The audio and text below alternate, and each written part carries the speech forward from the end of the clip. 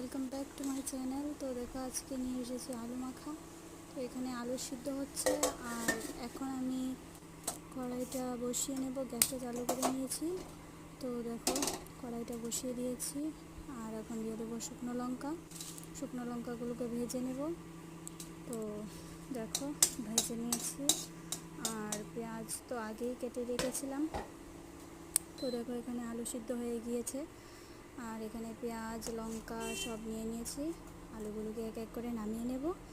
তো আলুগুলো সবটিকে নামিয়ে নিয়েছি।